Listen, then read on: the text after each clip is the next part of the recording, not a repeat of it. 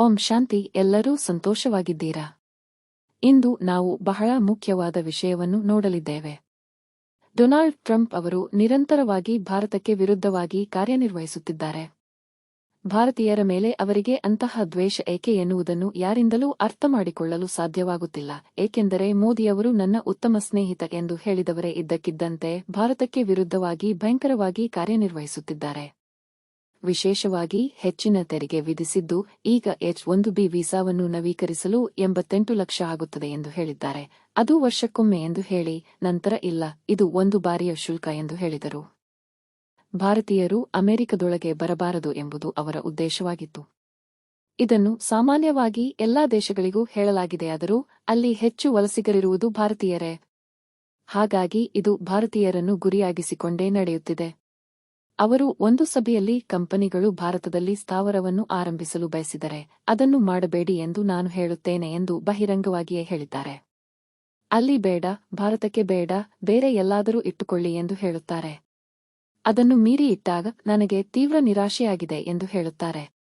ಹಾಗಾಗಿ ಭಾರತಕ್ಕೆ ಯಾವುದೇ ಅವಕಾಶ ಹೋಗಬಾರದು, ಅಲ್ಲಿರುವ ಭಾರತೀಯರನ್ನು ಹೊರಹಾಕುವುದು ಮಾತ್ರವಲ್ಲದೆ ಭಾರತಕ್ಕೆ ಯಾವುದೇ ಅವಕಾಶ ಸಿಗಬಾರದು ಎನ್ನುವುದರಲ್ಲಿ ಅವರು ಗಮನಹರಿಸಿದ್ದಾರೆ. ಚೀನಾಕ್ಕೆ ವಿರುದ್ಧವಾಗಿ ಕೆಲವು ಯೂಟ್ಯೂಬ್ ಚಾನೆಲ್ಗಳು ಇರುತ್ತವೆ. ಅವು ಸದಾ ಚೀನಾದಲ್ಲಿ ಆಹಾರದ ಕೊರತೆ, ಇತರ ಸಮಸ್ಯೆಗಳಿವೆ ಎಂದು ಸುದ್ದಿ ಹಾಕುತ್ತಿರುತ್ತವೆ. ಹಾಗಾಗಿ ಚೀನಾವನ್ನು ಇಷ್ಟಪಡದ ದೇಶಗಳು ಈ ರೀತಿ ಮಾಡುತ್ತವೆ, ಏಕೆಂದರೆ ಆ ಯೂಟ್ಯೂಬ್ ಚಾನೆಲ್ಗಳೆಲ್ಲ ಅಮೆರಿಕದಲ್ಲಿರುತ್ತವೆ. ಈಗ AI ಬಳಸಿ ಏನು ಬೇಕಾದರೂ ಮಾಡಬಹುದು ಅಲ್ಲವೇ? ಅದೇ ರೀತಿ ಭಾರತೀಯರನ್ನು ದ್ವೇಷಿಸುತ್ತಾರೆ ಎಂಬ ಪ್ರಚಾರಕ್ಕಾಗಿ ಕೆಲವು ವಿಡಿಯೋಗಳು ಬರುತ್ತಿವೆ. ಅವುಗಳನ್ನು ಕೂಡ ಯೋಜಿತವಾಗಿ ಬಿಡುಗಡೆ ಮಾಡಿರಬಹುದೇ ಎಂಬ ಅನುಮಾನವಿದೆ. ಏಕೆಂದರೆ ಟ್ರಂಪ್ ಈಗಾಗಲೇ ಭಾರತೀಯರ ವಿರುದ್ಧ ಹಲವು ನಿರ್ಧಾರಗಳನ್ನು ತೆಗೆದುಕೊಳ್ಳಲು ನಿರ್ಧರಿಸಿದ್ದಾರೆ. ಅದಕ್ಕೂ ಮುನ್ನ ಅಲ್ಲಿನ ಜನರಿಗೂ ಭಾರತೀಯರನ್ನು ಇಷ್ಟಪಡದಂತಹ ಭಾವನೆಯನ್ನು ಸೃಷ್ಟಿಸಬೇಕೆಂದರೆ ಇಂತಹ ವಿಡಿಯೋಗಳನ್ನು ವೈರಲ್ ಮಾಡಬೇಕಾಗುತ್ತದೆ. ಇದನ್ನು ಅವರ ಸರ್ಕಾರವೇ ಮಾಡಿರುವ ಸಾಧ್ಯತೆಯೂ ಇದೆ. ಅವರ ತರ್ಕವೇನೆಂದರೆ ಬೇರೆ ದೇಶಗಳ, ವಿಶೇಷವಾಗಿ ಭಾರತದ ಯಾವುದೇ ವಸ್ತು ಅಲ್ಲಿಗೆ ಬರಬಾರದು. ಅದಕ್ಕಾಗಿ ತೆರಿಗೆಯನ್ನು ಹೆಚ್ಚಿಸುತ್ತಲೇ ಇದ್ದಾರೆ. ಅವರ ವಾದವೇನೆಂದರೆ ನಾವೇ ಎಲ್ಲವನ್ನೂ ಉತ್ಪಾದಿಸಿಕೊಳ್ಳೋಣ, ಬೇರೆ ದೇಶಕ್ಕೆ ಯಾಕೆ ಲಾಭ ಕೊಡಬೇಕು ಎಂದು. ಅದೇ ರೀತಿ ಇತರರು ವೀಸಾ ಪಡೆಯಲು ಸಾಧ್ಯವಾಗದಷ್ಟು ಶುಲ್ಕವನ್ನು ಹೆಚ್ಚಿಸುವುದು, ಇದೆಲ್ಲವೂ ಅಮೆರಿಕನ್ನರು ಮೊದಲು ಎಂಬ ಅವರ ಚುನಾವಣಾ ಘೋಷಣೆಯ ಭಾಗವಾಗಿತ್ತು. ಅವರು ಅದನ್ನು ಜಾರಿಗೆ ತರುತ್ತಿದ್ದಾರೆ. ವಿಶೇಷವಾಗಿ ಹಲವು ಅಮೆರಿಕನ್ ಚಾನೆಲ್ಗಳು ಭಾರತೀಯರನ್ನು ಹೊಗಳಿ ಅನೇಕ ಕಾರ್ಯಕ್ರಮಗಳನ್ನು ಮಾಡಿದ್ದವು. ಬಹುಶಃ ಅದು ಅವರಿಗೆ ಕಿರಿಕಿರಿಯನ್ನು ಉಂಟುಮಾಡಿದ್ದಿರಬಹುದು. ಉದಾಹರಣೆಗೆ ಅಮೆರಿಕದಲ್ಲಿ ಭಾರತೀಯರು ಕೇವಲ 1% ಇದ್ದರೂ ದೊಡ್ಡ ದೊಡ್ಡ ಹುದ್ದೆಗಳಲ್ಲಿ 13% ಅವರೇ ಇದ್ದಾರೆ. ವಿಶ್ವವಿದ್ಯಾಲಯಗಳಿರಲಿ, ಎಲ್ಲಿ ನೋಡಿದರೂ ಆ 1% ಜನರು 13% ಸ್ಥಾನಗಳನ್ನು ಹೇಗೆ ಹಿಡಿಯುತ್ತಾರೆ? ಹಾಗೆಯೇ ಅತಿ ಹೆಚ್ಚು ಸಂಬಳ ಪಡೆಯುವವರು ಅವರೇ ಆಗಿದ್ದಾರೆ ಎಂಬ ಮಾತು ಅಮೆರಿಕ, ಕೆನಡಾ, UK ಎಲ್ಲಾ ಕಡೆಗಳಲ್ಲಿಯೂ ಚರ್ಚೆಯಾಗಲು ಆರಂಭಿಸಿದೆ. ಯಾವುದೋ ದೇವಸ್ಥಾನದಲ್ಲಿ ಒಂದು ಶಿಲ್ಪವಿರುತ್ತದೆ. ಕುದುರೆಯ ಕೆಳಗೆ ಒಬ್ಬ ವೀರನಿರುತ್ತಾನೆ, ಅವನ ಬೆನ್ನಿಗೆ ಇನ್ನೊಬ್ಬ ಚುಚ್ಚುತ್ತಾನೆ, ಅವನಿಗೆ ಮತ್ತೊಬ್ಬ ಚುಚ್ಚುತ್ತಾನೆ. ಇದೇ ರೀತಿ ನಡೆಯುತ್ತಿದೆ. ಈಗ ಭಾರತದಲ್ಲಿ ಎಲ್ಲಿ ನೋಡಿದರೂ ಉತ್ತರ ಭಾರತದವರೇ ಇದ್ದಾರೆ ಎಂದು ಇಲ್ಲಿ ಮಾತನಾಡುತ್ತಿದ್ದೇವೆ. ಅದೇ ರೀತಿ ಅಲ್ಲಿಯೂ ಎಲ್ಲಿ ನೋಡಿದರೂ ಭಾರತೀಯರೇ ಇದ್ದಾರೆ ಎಂದು ಅವರು ಮಾತನಾಡುತ್ತಿದ್ದಾರೆ. ಈಗ ಭಾರತದಿಂದ ಬಂದ ಔಷಧಿಗಳಿಗೂ 100% ತೆರಿಗೆ ವಿಧಿಸಿದ್ದಾರೆ. ಇಲ್ಲಿಯವರೆಗೆ ₹100 ಇದ್ದದ್ದು ಈಗ ₹200 ಕೊಟ್ಟು ಖರೀದಿಸಬೇಕು. ಆಗ ಅಲ್ಲಿನ ಜನರೇ ಅದನ್ನು ತಯಾರಿಸಲಿ ಎಂದು ಅವರು ಯೋಜಿಸುತ್ತಾರೆ. ಆದರೆ ಇದರ ಹೊರೆ ನೇರವಾಗಿ ಗ್ರಾಹಕರ ತಲೆಯ ಮೇಲೆ ಬೀಳುತ್ತದೆ. ಈಗಾಗಲೇ ಅಮೆರಿಕದಲ್ಲಿ ಬೆಲೆ ಏರಿಕೆ ವಿಪರೀತವಾಗಿದೆ ಎಂಬುದು ಅಮೆರಿಕನ್ನರ ದೊಡ್ಡ ದೂರು. ಅಮೆರಿಕ ಬಿಟ್ಟು ಅನೇಕರು ಹೊರಗೆ ಹೋಗುತ್ತಿದ್ದಾರೆ. ಅದೂ ಕೂಡ ಪ್ರಚಾರದ ವಿಡಿಯೋವೋ ಏನೋ ಗೊತ್ತಿಲ್ಲ. ಕೆಲವು ಚಾನೆಲ್ಗಳಲ್ಲಿ ಅಳುತ್ತಾ ಹೋಗುವ ದೃಶ್ಯಗಳಿರುತ್ತವೆ. ಅಮೆರಿಕ ಇದ್ದ ಹಾಗೆ ಇಲ್ಲ, ಒಂದು ಕಸದ ಬುಟ್ಟಿ ₹15,000 ಮಾರಾಟವಾಗುತ್ತಿದೆ, ಏನೂ ಖರೀದಿಸಲು ಸಾಧ್ಯವಾಗುತ್ತಿಲ್ಲ ಎಂದು ಹಲವು ದಿನಗಳಿಂದ ಅನೇಕರು ವಿಡಿಯೋ ಹಾಕಲು ಪ್ರಾರಂಭಿಸಿದ್ದಾರೆ. ಅಮೆರಿಕವನ್ನು ಬಿಟ್ಟು ಹೊರಗೆ ಹೋಗಿ ಅನೇಕ ಯೂಟ್ಯೂಬ್ ಚಾನೆಲ್ಗಳಲ್ಲಿ ಮಾತನಾಡುತ್ತಾರೆ. ಕೆಲವರು ಹೊರಗಿನಿಂದ ಅಮೆರಿಕಕ್ಕೆ ಹೋಗಿ ಅದು ತಮ್ಮ ಜೀವನದ ಕೆಟ್ಟ ನಿರ್ಧಾರ ಎಂದು ಹೇಳುತ್ತಾರೆ. ವಾಸ್ತವವಾಗಿ ಒಂದು ವಿಷಯ ನೈಸರ್ಗಿಕವಾಗಿ ನಡೆಯುತ್ತಿರುವಾಗ ಅದನ್ನು ಸರಿಪಡಿಸಲು ಮನುಷ್ಯ ತಲೆ ಹಾಕಿದಾಗ ಅದನ್ನು ಇನ್ನಷ್ಟು ಹದಗೆಡಿಸುತ್ತಾನೆ. ಏಕೆಂದರೆ ಮನುಷ್ಯ ಸರಿಪಡಿಸಲು ದೇವರಲ್ಲ. ಎಲ್ಲಿ ನೋಡಿದರೂ ಯಹೂದಿಗಳೇ ದೊಡ್ಡ ಸ್ಥಾನದಲ್ಲಿದ್ದಾರೆ ಎಂದು ಕೋಪಗೊಂಡು ಹಿಟ್ಲರ್ ಒಬ್ಬ ಮೃಗವಾಗಿ ಬದಲಾದ. ಬಹುತೇಕ ಅದೇ ರೀತಿಯ ವಿಷಯವನ್ನು ಡೊನಾಲ್ಡ್ ಟ್ರಂಪ್ ಅವರು ಭಾರತೀಯರ ಮೇಲೆ ದ್ವೇಷ ಕಾರುತ್ತಿದ್ದಾರೆ. ಇದರಲ್ಲಿ ಸ್ವಾರಸ್ಯಕರ ವಿಷಯವೇನೆಂದರೆ, ಆ ಬಾಂಧವ್ಯ ತನ್ನ ಕುಟುಂಬದ ಮೇಲಿನ ಬಾಂಧವ್ಯ, ಧರ್ಮದ ಮೇಲಿನ ಬಾಂಧವ್ಯ, ದೇಶದ ಮೇಲಿನ ಬಾಂಧವ್ಯ, ಈ ದೇಶದ ಮೇಲಿನ ಬಾಂಧವ್ಯವೇ ಹೆಚ್ಚು ಪಾಪವನ್ನು ಮಾಡಿಸುತ್ತದೆ ಎಂಬುದನ್ನು ನಾವು ನೋಡಬಹುದು. ಈ ಬಾಂಧವ್ಯದ ಮೂಲ ಕಾರಣ ತಪ್ಪು ತಿಳುವಳಿಕೆ. ನಾವು ಈ ದೇಹವು ನಾಶವಾಗುವಂತಹದ್ದು, ತಾತ್ಕಾಲಿಕವಾಗಿ ನಮಗೆ ಸಿಕ್ಕಿರುವ ದೇಹವೇ ನಮ್ಮ ಗುರುತು ಎಂದು ತಪ್ಪಾಗಿ ತಿಳಿದುಕೊಂಡಿರುವುದೇ ಇದಕ್ಕೆ ಕಾರಣ. ಡೊನಾಲ್ಡ್ ಟ್ರಂಪ್ ಈಗ ಅಮೆರಿಕದಲ್ಲಿರುವುದರಿಂದ ಅವರು ಯಾವಾಗಲೂ ಅಮೆರಿಕದಲ್ಲೇ ಹುಟ್ಟಿರಲಿಲ್ಲ, ಇನ್ನು ಮುಂದೆಯೂ ಅವರು ಅಮೆರಿಕದಲ್ಲಿ ಹುಟ್ಟುವುದಿಲ್ಲ. ಕೇಳಿದರೆ ಅವರು ಭಾರತದ ಮೇಲೆ ಅಷ್ಟು ದ್ವೇಷ ಇಟ್ಟುಕೊಂಡಿದ್ದಾರೆ ಅಲ್ಲವೇ? ಅವರು ಖಂಡಿತವಾಗಿಯೂ ಭಾರತಕ್ಕೆ ಬರುತ್ತಾರೆ. ಭಾರತದಲ್ಲಿ ಹುಟ್ಟಬೇಕಾದ ಅವಶ್ಯಕತೆಯಿಲ್ಲ, ಏಕೆಂದರೆ ಜಗತ್ತಿನ ವಿನಾಶವೂ ಹತ್ತಿರವಾಗುತ್ತಿದೆ. ಡೊನಾಲ್ಡ್ ಟ್ರಂಪ್ ಮಾತ್ರವಲ್ಲ, ಜಗತ್ತಿನಲ್ಲಿರುವ ಎಲ್ಲ ಆತ್ಮಗಳು ಭಾರತದತ್ತ ಬರುತ್ತವೆ. ವಿನಾಶದ ನಂತರ ದೇಹವಿಲ್ಲದ ಆತ್ಮಗಳೆಲ್ಲವೂ ಭಾರತಕ್ಕೆ ಬರುತ್ತವೆ, ಏಕೆಂದರೆ ಭಾರತ ಮಾತ್ರ ನಾಶವಾಗದೆ ಉಳಿಯುತ್ತದೆ. ಬೈಬಲ್ನಲ್ಲಿ ಯೇಸು ಹೇಳುತ್ತಾರಲ್ಲವೇ, ಒಂದು ದೇಹದೊಳಗೆ 50-60 ಆತ್ಮಗಳು, ಪಿಶಾಚಿಗಳು ಪ್ರವೇಶಿಸಿದವು ಎಂದು. ಅದು ಯೇಸುವಿನ ಕಾಲದಲ್ಲಿ ನಡೆದದ್ದಲ್ಲ, ಕೊನೆಯಲ್ಲಿ ನಡೆಯಲಿರುವುದು. ಏಕೆಂದರೆ ಎಲ್ಲಾ ಕಡೆಯಿಂದ ಬರುವ ಆತ್ಮಗಳು ಇಲ್ಲಿಗೆ ಬಂದು ಪ್ರವೇಶಿಸುತ್ತವೆ. ಮನುಷ್ಯರೊಳಗೆ ಪ್ರವೇಶಿಸುತ್ತವೆ ಅಥವಾ ಹೊರಗೆ ಇರುತ್ತವೆ. ಇಲ್ಲಿಗೆ ಬರಲೇಬೇಕು. ಏಕೆಂದರೆ ಎಲ್ಲಾ ಧರ್ಮಗಳಿಗೂ ಸಾಮಾನ್ಯವಾದ ಆ ಏಕೈಕ ದೇವರು ಈ ಭಾರತ ಭೂಮಿಯಲ್ಲೇ ಈಗ ಬಂದಿದ್ದಾರೆ. ಅವರು ಪಡಿಸುವ ರಹಸ್ಯವೇ ಈ 5000 ವರ್ಷಗಳ ಕಾಲಚಕ್ರ. ಇದರಲ್ಲಿ ಮೊದಲಾರ್ಧದಲ್ಲಿ ಇದೇ ಭಾರತ ಭೂಮಿ ಸ್ವರ್ಗವಾಗಿತ್ತು. ಹಾಗೆ ಸ್ವರ್ಗವಾಗಿದ್ದ ಭಾರತ ಭೂಮಿಯಲ್ಲಿ ವರನ್ನೇ ಹಿಂದೂಗಳು ಇಂದಿಗೂ ದೇವಸ್ಥಾನ ಕಟ್ಟಿ ಪೂಜಿಸುತ್ತಾರೆ, ದೇವತೆಗಳು ಎಂದು. ನಮ್ಮಂತೆಯೇ ಮನುಷ್ಯರೇ, ಆದರೆ ದೈವಿಕ ಗುಣಗಳಿಂದ ತುಂಬಿದವರಾಗಿರುತ್ತಾರೆ. ಈಗ ಎಲ್ಲಿಗೆ ಹೋದರು ಎಂದರೆ ಎಲ್ಲಿಗೂ ಹೋಗಿಲ್ಲ. ಪುನರ್ಜನ್ಮ ಎತ್ತಿ 2500 ವರ್ಷಗಳ ನಂತರ ಇದೇ ಭೂಮಿ ನರಕವಾಗುತ್ತದೆ. ನರಕದಲ್ಲೂ ಪುನರ್ಜನ್ಮ ಎತ್ತಿ ಪಾಪ ಮಾಡಲು ಆರಂಭಿಸುತ್ತಾರೆ. ಅದಕ್ಕೆ ದಂಡನೆಯಾಗಿ ರೋಗವನ್ನು ಅನುಭವಿಸುತ್ತಾರೆ. ತಮ್ಮ ಸೌಂದರ್ಯ, ಸಂಪತ್ತು, ಆರೋಗ್ಯ ಎಲ್ಲವನ್ನೂ ಕಳೆದುಕೊಂಡಿರುವ ನೀವು, ನಾನು ಆ ದೇವತೆಗಳು ಎಂದು ಹೇಳಲಿಕ್ಕಾಗಿಯೇ ದೇವರು ಈ ಭೂಮಿಗೆ ಕೊನೆಯಲ್ಲಿ ಬರುತ್ತಾರೆ, ಒಬ್ಬ ವೃದ್ಧರ ದೇಹದಲ್ಲಿ. ಆ ದೇವರನ್ನೇ ಹಿಂದೂಗಳು ಶಿವನೆಂದೂ, ಮುಸ್ಲಿಮರು ಅಲ್ಲ ಎಂದೂ, ಕ್ರೈಸ್ತರು ಪರಮಪಿತ ಎಂದು ಹೇಳುತ್ತಾರೆ. ದೇವರು ಒಬ್ಬರೇ ಬಂದು ಏನು ಹೇಳುತ್ತಾರೆಂದರೆ, ಈ ಜಗತ್ತು ನಾಶವಾಗಿ ಸ್ವರ್ಗವಾಗಿ ಬದಲಾಗಲಿದೆ. ಒಂದು ಕಾಡಿನಲ್ಲಿ ಹೂದೋಟವನ್ನು ನಿರ್ಮಿಸಬೇಕೆಂದರೆ ಮೊದಲು ಕಾಡನ್ನು ನಾಶ ಮಾಡಬೇಕು. ಅದೇ ರೀತಿ ಇದೇ ಭೂಮಿ ಸ್ವರ್ಗವಾಗಬೇಕೆಂದರೆ ಈ ನರಕವನ್ನು ನಾಶ ಮಾಡಬೇಕು. ದುಃಖ ತುಂಬಿದ ಜಗತ್ತನ್ನು ನಾಶ ಮಾಡಬೇಕು. ಆ ಸಮಯ ಈಗ ಬಂದಿದೆ. ಆದರೆ ಜಗತ್ತಿನ ವಿನಾಶ ಹೇಗಿರುತ್ತದೆಂದು ನಮಗೆ ತಿಳಿದಿದೆ. ಈಗ ಯುದ್ಧ ನಡೆಯುತ್ತಿರುವ ಸ್ಥಳಗಳಲ್ಲಿ ನೋಡುತ್ತಿದ್ದೇವೆ. ಈಗಾಗಲೇ ಕೊರೋನಾ ಬಂದಾಗ ಬಹಳ ಕ್ರೂರವಾಗಿತ್ತು. ಇವೆಲ್ಲವೂ ಒಟ್ಟಾಗಿ ನಡೆಯುವಂತೆ ಇರುತ್ತದೆ ಕೊನೆಯ ಸಮಯದಲ್ಲಿ. ಆದರೆ ಆ ಸಮಯಕ್ಕಾಗಿ ನಮಗೆ ಯಾರ ಮೇಲೂ ದ್ವೇಷ ಬರುವುದು ಅನಗತ್ಯವಾದ ಕೆಲಸ ಎಂದು ದೇವರು ಹೇಳುತ್ತಾರೆ. ಏಕೆಂದರೆ ಇದೆಲ್ಲ ಯಾಕೆ ನಡೆಯುತ್ತಿದೆ ಎಂದರೆ, ಮುಸ್ಲಿಮರು ಒಂದು ಹೇಳುತ್ತಾರೆ, ಅಲ್ಲ ಏನು ಬೇಕಾದರೂ ಮಾಡುತ್ತಾನೆ ಎಂದು. ಅಂದರೆ ಇದು ಒಳ್ಳೆಯದು, ಇದು ಕೆಟ್ಟದು ಎಂದೆಲ್ಲ ಇಲ್ಲ. ಅವರು ಯಾರಿಗೆ ಬೇಕಾದರೂ ಕಷ್ಟ ಕೊಡಬಹುದು ಅಥವಾ ಯಾರಿಗೆ ಬೇಕಾದರೂ ಸಂತೋಷವನ್ನು ಕೊಡಬಹುದು ಎನ್ನುತ್ತಾರೆ. ಇದು ದೇವರ ಕೆಲಸವಲ್ಲ. ಈ 5000 ವರ್ಷಗಳ ಕಾಲಚಕ್ರವನ್ನು ಒಂದು ನಾಟಕ ಎನ್ನಬಹುದು. ಏಕೆಂದರೆ ಇದರಲ್ಲಿ ಏನು ನಡೆಯುತ್ತದೆಯೋ ಅದೇ ಪುನಃ ನಡೆಯುತ್ತದೆ ಎಂದರ್ಥ. ಎಲ್ಲೋ ರೆಕಾರ್ಡ್ ಆಗಿರುವುದು ನಡೆಯುತ್ತಿದೆ. ಹಾಗೆ ಈ ನಾಟಕದಲ್ಲಿ ದಾಖಲಾಗಿರುವುದು ನಡೆಯುತ್ತಿದೆ. ಈಗ ಡೊನಾಲ್ಡ್ ಟ್ರಂಪ್ ಭಾರತೀಯರ ವಿರುದ್ಧ ನಡೆಯುತ್ತಿರುವುದು ಈ ನಾಟಕದಲ್ಲಿ ಅವರ ಪಾತ್ರ, ಅವರ ಆತ್ಮದಲ್ಲಿ ದಾಖಲಾಗಿರುತ್ತದೆ.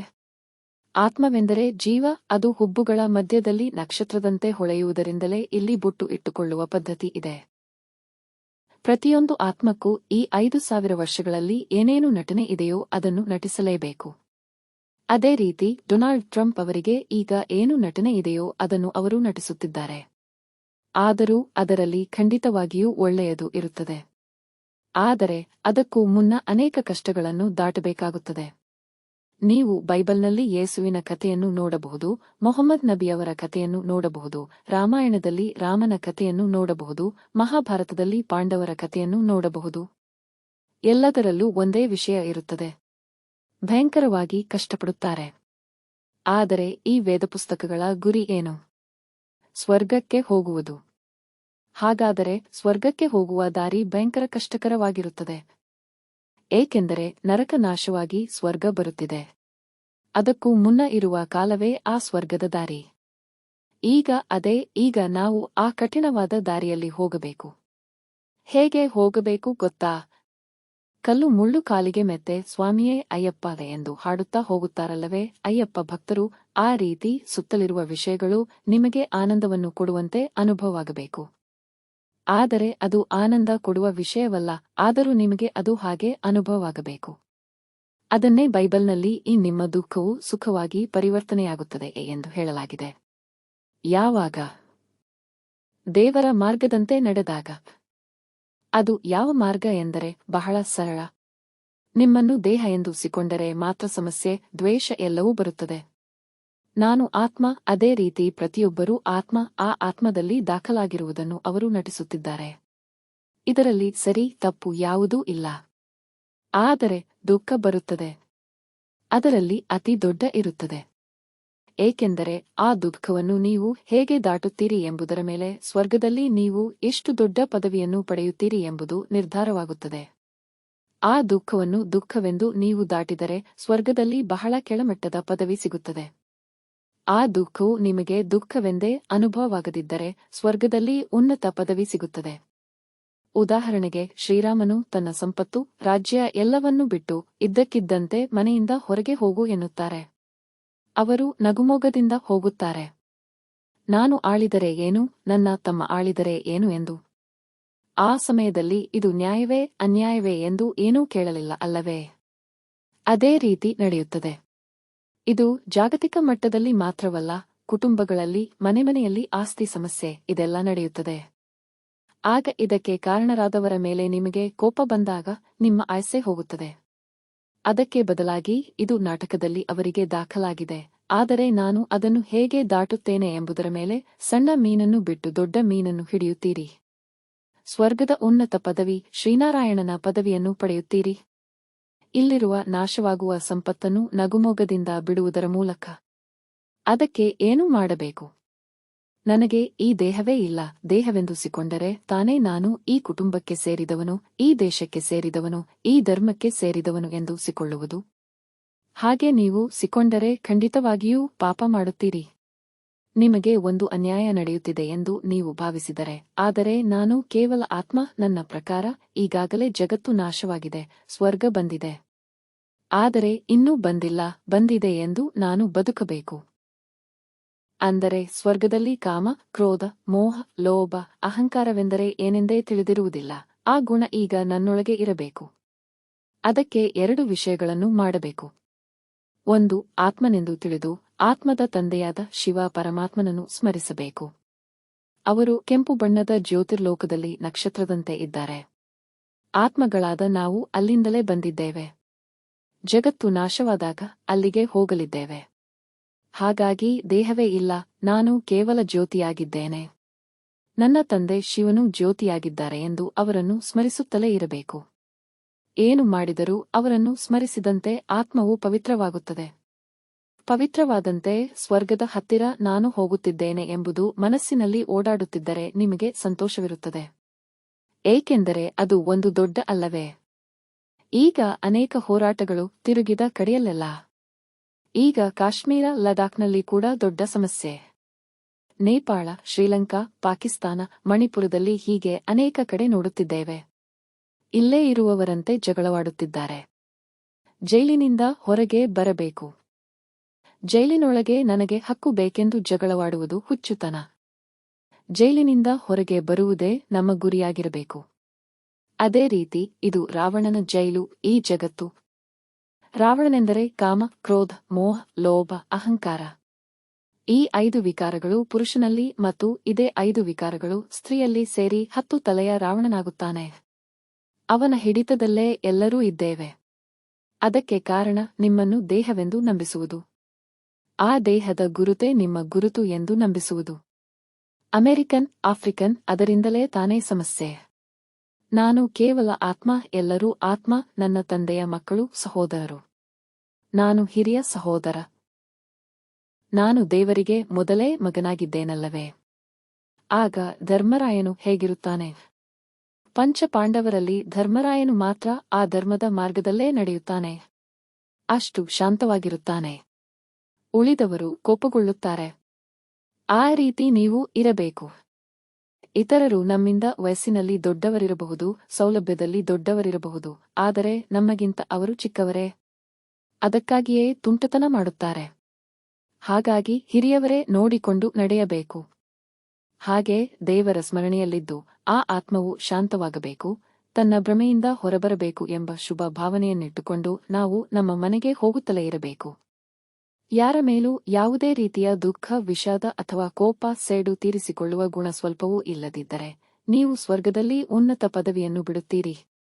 ಆಗ ಬೈಬಲ್ನಲ್ಲಿ ಹೇಳಿದಂತೆ ಸ್ವರ್ಗರಾಜ್ಯವು ಸಮೀಪದಲ್ಲಿದೆ. ಅದು ಯಾವುದಕ್ಕೆ ಗೊತ್ತಾ? ಸ್ವಲ್ಪ ಸಮಯ ಮಾತ್ರ ಇಲ್ಲಿ ಕಷ್ಟಪಡಲಿದ್ದೀರಿ. ಇದರ ಫಲವನ್ನು ಅಲ್ಲಿ ಅನುಭವಿಸಲಿದ್ದೀರಿ. ಇನ್ನು ಸ್ವಲ್ಪ ಸಮಯದಲ್ಲೇ ಇದೇ ಭೂಮಿ, ಇದೇ ಭಾರತವು ಸ್ವರ್ಗವಾಗಲಿದೆ ಎಂಬುದು ನಮಗೆ ಮಾತ್ರವೇ ಗೊತ್ತು.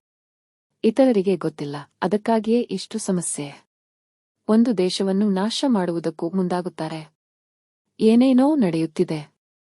ಆದರೆ ಇದಕ್ಕೂ ನಮಗೂ ಸಂಬಂಧವೇ ಇಲ್ಲ. ನಮ್ಮ ಜಗತ್ತು ಸ್ವರ್ಗವಾಗಲಿರುವ ಭಾರತ ಭೂಮಿ. ಅದನ್ನು ನಾವೇ ಈಗ ರೂಪಿಸುತ್ತಿದ್ದೇವೆ. ಹೇಗೆಂದರೆ ಅದು ಶಾಂತಿಯುತ ಜಗತ್ತು. ಸಿಂಹ ಮತ್ತು ಹಸು ಒಂದಾಗಿ ನೀರು ಕುಡಿಯುವ ಜಗತ್ತು. ಬೈಬಲ್, ಕುರಾನ್ನಲ್ಲಿ ಕೂಡ ಸ್ವರ್ಗವೆಂದು ಬರೆದಿರಬಹುದು. ಅದು ಇದೇ ಭಾರತ ಭೂಮಿ. ಹಾಗಾದರೆ ಅಂತಹ ಶಾಂತಿಯುತ ಜಗತ್ತನ್ನು ಶಾಂತಿಯಿಂದಲೇ ರೂಪಿಸಲು ಸಾಧ್ಯ.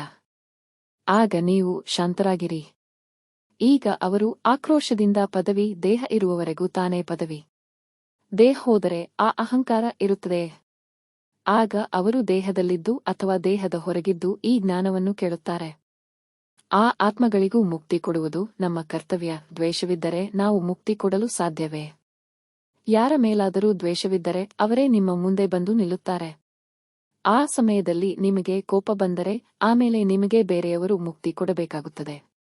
ಹಾಗಾಗಿ ದೇವರ ಸ್ಮರಣೆಯಲ್ಲಿ ಮಾತ್ರವಿದ್ದು ದೇಹವನ್ನು ಬಿಟ್ಟು ಜೀವವು ಹೋದರೆ ಮಾತ್ರ ಮೇಲೆ ಹೋಗಲು ಸಾಧ್ಯ. ಇಲ್ಲದಿದ್ದರೆ ನಾವು ಇಲ್ಲಿ ದೆವ್ವವಾಗಿ ಅಲೆಯಬೇಕಾಗುತ್ತದೆ. ಎಲ್ಲರೂ ಬೇರೆ ಬೇರೆ ದೇಹದಲ್ಲಿ ಬೇರೆ ಬೇರೆ ವೇಷದಲ್ಲಿದ್ದಾರೆ. ವೇಷವನ್ನೆಲ್ಲ ಕಳಚಿಟ್ಟು ಭಾರತ ಭೂಮಿಗೆ ಬರಲೇಬೇಕು. ಅದೇ ರೀತಿ ಅವರೆಲ್ಲರಿಗೂ ಮುಕ್ತಿ ಕೊಡುವುದಕ್ಕೆ ಅವರ ಮೇಲೆ ಸ್ವಲ್ಪವೂ ದ್ವೇಷವಿಲ್ಲದೆ ಆ ತಾಯಿಯ ಪ್ರೀತಿ ನಮಗಿರಬೇಕು. ಈಗ ಅಮೆರಿಕದಿಂದ ಭಾರತೀಯರು ಆ ವೀಸಾ ನವೀಕರಿಸಲು ಸಾಧ್ಯವಾಗದೆ ಅನೇಕರು ಹೊರಗೆ ಬರಬಹುದು. ಅದು ಇಲ್ಲದೆ ಅವರು ತಿರಸ್ಕರಿಸಬಹುದು. ಯಾವುದಾದರೂ ಒಂದು ಹೊಸ ಕಾನೂನನ್ನು ಹಾಕಿ. ಅದರಲ್ಲಿಯೂ ಒಳ್ಳೆಯದಿದೆ. ಏಕೆಂದರೆ ಭಾರತ ಭೂಮಿಯು ಸ್ವರ್ಗವಾಗಿದ್ದಾಗ ಇರುವ ತಂತ್ರಜ್ಞಾನಕ್ಕೆ ಹೋಲಿಸಿದರೆ ಇಲ್ಲಿರುವುದೇನೂ ಅಲ್ಲ. ಆದರೆ ಇಲ್ಲಿರುವ ತಂತ್ರಜ್ಞಾನವು ನಿಮ್ಮ ಸಂಸ್ಕಾರವಾಗುತ್ತದೆ. ಅದು ಮುಂದಿನ ಜನ್ಮದಲ್ಲಿ ನಿಮಗೆ ಸಹಾಯ ಮಾಡುತ್ತದೆ. ಅದಕ್ಕೂ ಮುನ್ನವೇ ನೀವು ಭಾರತಕ್ಕೆ ಬರಬೇಕಲ್ಲವೇ? ಅದಕ್ಕಾಗಿಯೂ ಈ ನಾಟಕದಲ್ಲಿ ಹೀಗೊಂದು ಭಾಗ ನಡೆಯಬಹುದು. ಕಲಿಯುಗವು ಇನ್ನು ಮುಂದೆ ಹೋಗುತ್ತಾ ಹೋದಂತೆ ಕೆಟ್ಟದಾಗುತ್ತಲೇ ಹೋಗುತ್ತದೆ. ಎಲ್ಲಾ ದೇಶಗಳಲ್ಲಿಯೂ ಆಹಾರಕ್ಕೆ ದಾರಿಯಿಲ್ಲದ ಸ್ಥಿತಿ ದೊಡ್ಡ ದೊಡ್ಡ ಕೋಟೀಶ್ವರರಿಗೂ ಬರುತ್ತದೆ.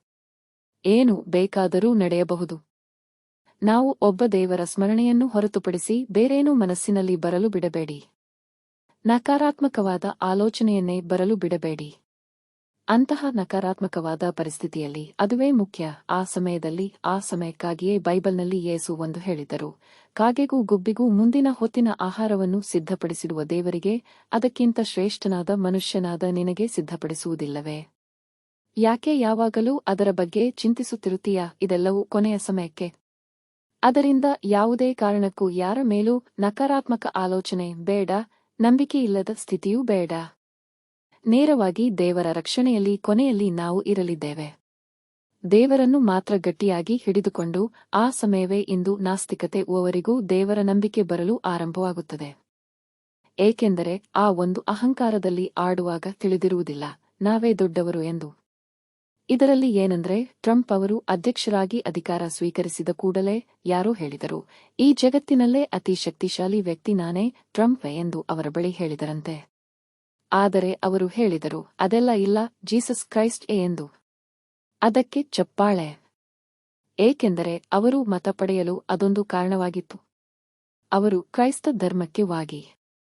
ಏಕೆಂದರೆ ಇನ್ನೊಂದು ಪಕ್ಷವು ಆ ಧರ್ಮಕ್ಕೆ ವಿರುದ್ಧವಾಗಿತ್ತು. ಆದರೆ ಅವರೇ ಈಗ ಜನರು ಸುವಂತೆ ಕೊಳ್ಳುತ್ತಿದ್ದಾರೆ. ಏನಾಗುತ್ತಿದೆ ಎಂದರೆ ಯೇಸು ಬಹಳ ಶಕ್ತಿಶಾಲಿಯಾದವರು, ಆದರೆ ಅವರು ಏನು ಮಾಡಿದರು? ಹೆಗಲ ಮೇಲಿರುವ ಬಟ್ಟೆಯನ್ನು ಕೇಳಿದರೆ ಸೊಂಟದಲ್ಲಿರುವುದನ್ನು ಕಳಚಿಕೊಟ್ಟು ಹೋಗುವೆ ಎಂದರು. ಟ್ರಂಪ್ ಅದನ್ನೇ ಮಾಡುತ್ತಿದ್ದಾರೆ. ಹಾಗಾಗಿ ಯೇಸುವಿನ ಬೋಧನೆಗಳನ್ನಾಗಲಿ ರಾಮಾಯಣ ಮಹಾಭಾರತದಲ್ಲಿರುವ ಬೋಧನೆಗಳನ್ನಾಗಲಿ ಪಾಲಿಸಿ ಕಲಿಯುಗದಲ್ಲಿ ಯಾರೂ ಆಳಲು ಸಾಧ್ಯವಿಲ್ಲ. ಅದನ್ನು ಸತ್ಯಯುಗದ ಆಳ್ವಿಕೆಗಾಗಿ ದೇವರು ಈಗ ನಡೆಸುತ್ತಿದ್ದಾರೆ. ಇಲ್ಲಿ ಎಲ್ಲವನ್ನೂ ಬಿಡಲು ಸಿದ್ಧವಾಗಿರುವುದರಿಂದಲೇ ಸ್ವರ್ಗರಾಜ್ಯವೇ ನಮಗೆ ಸಿಗುತ್ತದೆ. 1 ಜನ್ಮ, 2 ಜನ್ಮವಲ್ಲ, 2,500 ವರ್ಷಗಳವರೆಗೆ. ಆ 2,500 ವರ್ಷಗಳಲ್ಲಿ 21 ಜನ್ಮಗಳನ್ನು ತೆಗೆದುಕೊಳ್ಳುತ್ತೇವೆ. ಏಕೆಂದರೆ ಆಯುಸ್ಸು ಹೆಚ್ಚಾಗಿರುತ್ತದೆ. 150 ವರ್ಷ ರಾಜ ಕುಟುಂಬದಲ್ಲೇ ಮತ್ತೆ ಮತ್ತೆ ಹುಟ್ಟುತ್ತೇವೆ. ಯಾವುದೇ ರೀತಿಯ ಭಯವಿರುವುದಿಲ್ಲ. ಆತ್ಮ ಪ್ರಜ್ಞೆಯಲ್ಲಿರುವುದರಿಂದ ಮರಣ ಭಯವೂ ಇರುವುದಿಲ್ಲ. ದೇಹದ ಪ್ರಜ್ಞೆಯಲ್ಲಿದ್ದರೆ ಮಾತ್ರ ಮರಣ ಭಯವಿರುತ್ತದೆ. ಇಲ್ಲಿರುವ ದುಃಖವನ್ನು ಮರೆಯಲು ಇರುವ ಏಕೈಕ ದಾರಿ ಏನು ಗೊತ್ತಾ?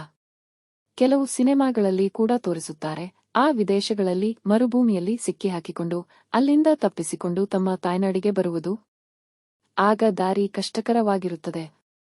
ಆದರೆ ಅವರನ್ನು ಯಾವುದು ಮುಂದೆ ನಡೆಸುತ್ತದೆ ಎಂದರೆ, ನಾನು ತಾಯ್ನಾಡಿಗೆ ಹೋಗಿಬಿಡುತ್ತೇನೆ ಎಂಬ ಭರವಸೆ. ನಮ್ಮೆಲ್ಲರ ತಾಯ್ನಾಡು ಸ್ವರ್ಗವೇ. ಅಲ್ಲಿಗೆ ನಾವು ಹೋಗುತ್ತಿದ್ದೇವೆ. ಮನಸ್ಸಿನಿಂದ ಅಲ್ಲಿಗೆ ಹೋಗುತ್ತಿದ್ದೇವೆ ಎಂಬ ಸಂತೋಷದಲ್ಲೇ ನೀವು ಇದ್ದರೆ ಮಾತ್ರ ಸಂತೋಷಮಯವಾದ ಆ ಜಗತ್ತಿಗೆ ಹೋಗುತ್ತೀರಿ. ಇಲ್ಲಿ ವಾದ ಪರಿಸ್ಥಿತಿ ಬರುತ್ತದೆ. ಯಾವುದರ ಬಗ್ಗೆಯೂ ಚಿಂತಿಸಬೇಡಿ. ಅಂದರೆ ದೇವರು ಏನು ಹೇಳುತ್ತಾರೆಂದರೆ, ಅಯ್ಯೋ ಏನಾಯಿತೋ ಎಂದು ನೀವು ಸಿದರೆ ಸಾಕು, ಫೇಲ್ ಎನ್ನುತ್ತಾರೆ. ಮುಸ್ಲಿಮರು ಹೇಳುವಂತೆ ಪರೀಕ್ಷಿಸಲು ಅಲ್ಲಾ ಸೃಷ್ಟಿಸಿದನು ಎಂಬುದೆಲ್ಲ ಸಮಯ. ಅಲ್ಲ ಈ ಭೂಮಿಗೆ ಬಂದು ಜ್ಞಾನವನ್ನು ಕೊಡುತ್ತಿದ್ದಾನೆ. ಆ ಜ್ಞಾನವು ಎಲ್ಲ ಬ್ರಹ್ಮಕುಮಾರಿಗಳ ರಾಜಯೋಗ ಧ್ಯಾನ ಕೇಂದ್ರಗಳಲ್ಲಿ ಸಂಪೂರ್ಣವಾಗಿ ಉಚಿತವಾಗಿ ಸಿಗುತ್ತದೆ. ಯೂಟ್ಯೂಬ್ ವೆಬ್ಸೈಟ್ಗಳಲ್ಲಿದೆ. ಅದರ ಲಿಂಕ್ ಅನ್ನು ಈ ವಿಡಿಯೋದ ವಿವರಣೆಯಲ್ಲಿ ಕೊಡುತ್ತೇವೆ. ಅವಶ್ಯವಾಗಿ ನೋಡಿ ಪ್ರಯೋಜನ ಪಡೆಯಿರಿ. ಅಮೆರಿಕನ್ನರು, ಭಾರತೀಯರು, ಉಕ್ರೇನ್ ಯುದ್ಧದಲ್ಲಿ ಸಿಕ್ಕಿಹಾಕಿಕೊಂಡಿರುವವರು ಎಲ್ಲಾ ಸಹೋದರರು ಅಶಾಂತರಾಗಿಯೇ ಇದ್ದಾರೆ. ಅವರಿಗೆ ಶಾಂತಿಯ ಶಕ್ತಿಯನ್ನು ನಾವು ಕೊಡಬೇಕು. ಜಗತ್ತು ಶಾಂತಿಯಾಗುವುದಿಲ್ಲ, ಏಕೆಂದರೆ ಕಲಿಯುಗವು ಕೆಟ್ಟದಾಗಿಯೇ ಆಗುತ್ತದೆ. ಆದರೆ ಅವರ ಮನಸ್ಸು ಶಾಂತವಾಗಬೇಕೆಂದರೆ ನೀವು ಶಾಂತರಾಗಿರಬೇಕು. ನೀವು ಶಾಂತರಾಗಿರಬೇಕೆಂದರೆ ಈ ಜಗತ್ತಿಗೂ ನನಗೂ ಸಂಬಂಧವೇ ಇಲ್ಲ ಎಂದು ಬುದ್ಧಿಯಿಂದ ದೂರವಾಗಿ ದೇವರೊಡನೆ ಬುದ್ಧಿಯೂ ಇರಬೇಕು. ಹಾಗೆ ಅನೇಕರು ಸೇರಿ ಶಕ್ತಿ ಕೊಡುವಾಗ ಆ ದುಃಖದಲ್ಲಿರುವ ಸಹೋದರ ಸಹೋದರಿಯರಿಗೆ ಆ ಶಾಂತಿಯೂ ಅನುಭವವಾಗುತ್ತದೆ. ಅದು ಅವರೊಳಗೆ. ಓಂ ಶಾಂತಿ. ವೀಕ್ಷಿಸಿದ್ದಕ್ಕಾಗಿ ಧನ್ಯವಾದಗಳು.